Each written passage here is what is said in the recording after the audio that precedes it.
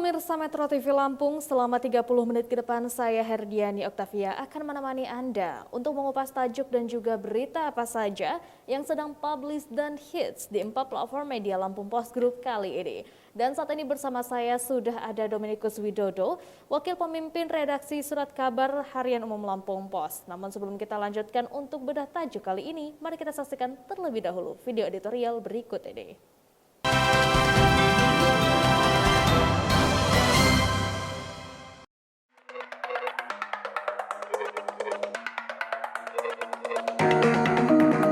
Berangus mental koruptif.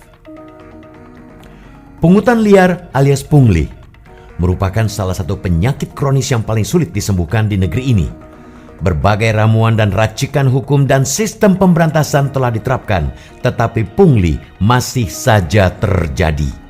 Ironisnya, aksi kutipan ilegal itu tidak hanya terjadi dalam situasi biasa, tetapi juga saat kondisi darurat yang menyangkut kepentingan jutaan nyawa manusia. Justru kondisi tersebut kerap dimanfaatkan menjadi ladang untuk mengeruk keuntungan pribadi. Kasus terbaru terlihat dari beredarnya video pungutan liar terhadap penumpang dalam sebuah bus dari Sumatera yang akan menyeberang ke Pulau Jawa di Pelabuhan Bakauheni. 2 orang diduga menarik pungutan Rp100.000 ke penumpang agar tidak perlu mengikuti tes cepat antigen. Padahal sesuai surat edaran Menteri Perhubungan nomor 43 tahun 2021 sangat jelas disebutkan pelaku perjalanan jarak jauh yang menggunakan moda transportasi darat wajib menunjukkan kartu vaksin pertama dan surat keterangan hasil negatif tes RT-PCR atau Rapid Test Antigen. Sungguh ironis. Pelaksanaan penyekatan pemberlakuan pembatasan kegiatan masyarakat atau PPKM darurat yang bertujuan mencegah penyebaran COVID-19 justru menjadi ladang pungli. Kepolisian pun bertindak cepat dengan menangkap kedua pengutip uang penumpang tersebut. Sungguh miris. Salah satu pelaku ternyata aparatur sipil negara atau ASN yang menjadi staf di bidang kedaruratan dan logistik BPBD Lampung Selatan. ASN sebagai abdi dan pelayan masyarakat seharusnya menjalankan aturan dan mendukung setiap program pemerintah tanpa reserve. Apalagi PPKM merupakan upaya pemerintah dalam menekan dan memutus mata rantai penyebaran COVID-19 yang kian mengganas.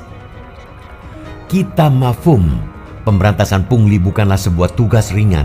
Apalagi penyakit itu sudah berlangsung lama dan berurat serta berakar di birokrasi kita. Akan tetapi, membiarkan praktik tersebut terus terjadi membuat perbuatan culas itu makin sulit untuk diberantas. Penangkapan pelaku pungli bukan berarti pengusutan berhenti. Justru itu baru pintu pembuka. Harus ada pengusutan lebih konkret dan menyeluruh. Karena tidak menutup kemungkinan praktek culas itu melibatkan pihak lain dan berjejaring layaknya mafia. Penindakan tidak boleh pandang bulu yang kerap tajam ke bawah tetapi tumpul ke atas. Jangan ragu dan takut menindak tegas siapapun termasuk pejabat tinggi jika memang terindikasi atau terlibat langsung dalam jaringan praktek pungli. Hukuman berat pun sangat layak dijatuhkan bagi para pelaku untuk memberikan efek jera. Upaya besar pemerintah untuk mengendalikan kasus penambahan COVID-19 tidak lagi direcoki oknum-oknum tidak bertanggung jawab yang hanya memanfaatkan untuk kepentingan pribadi. Perlu konsistensi dalam penindakan terhadap para pelaku. Jangan hanya hangat-hangat tai ayam. Penindakan harus berkelanjut sehingga tindak pidana itu tidak terulang. Pungli sangat jelas sebuah pelanggaran karena sangat merugikan masyarakat, tetapi seolah sudah menjadi hal yang dihalalkan mengingat sudah berlangsung sejak dulu dan langgeng hingga kini. Akan tetapi, membabat habis praktek culas hingga ke akar-akarnya.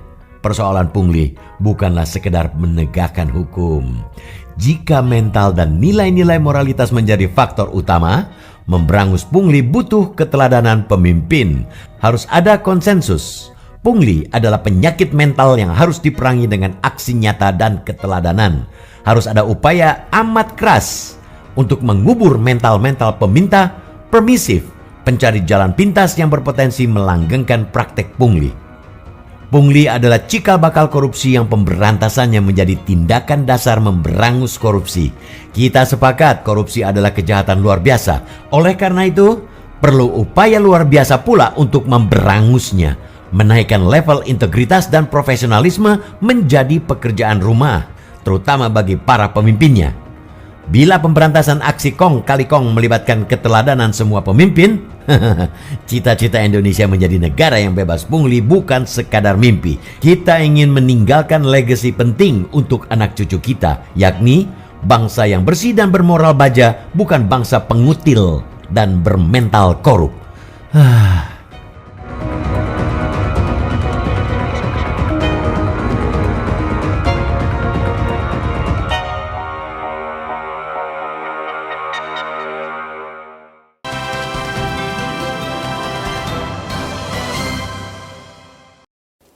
Oke Mas Wid, apa yang menjadi sorotan dalam tajuk Lampung Pos kali ini? Kali ini Lampung Pos ambil tema tajuk berangus mental koruptif. Oke, nah ini kenapa akhirnya Lampung Pos mengambil tentang tema ini Mas Wid? Ada fenomena apa akhir-akhir ini? Jadi awalnya kan begini, pekan lalu itu ada viral ya di salah satu medsos di Instagram, ada pengurus bus itu, awak bus katakan, dia memungut uang 100.000 kepada penumpang supaya apa? Supaya bebas syarat tes antigen. Oke, dan ini berlaku di masa PPKM darurat, di betul? masa PPKM darurat, jadi di pelabuhan penyeberangan Bakauheni. Seharusnya kan harus pakai antigen dan dia tidak usah pakai antigen, bebas saja, bisa asal bayar 100.000 gitu. Waduh, padahal kan permasalahannya bukan hanya uang ya Mas Wid ya, tetapi juga tentunya jaminan kesehatan. Bagaimana apabila seorang perempuan tersebut kita tidak tahu dia carrier terhadap virus COVID-19 begitu ya, apakah dia membawa masuk ke Lampung atau saat ia kembali lagi ke Pulau Jawa. Nah, ini ternyata siapa yang ada di balik dalam kelakuan ini, Mas Wid?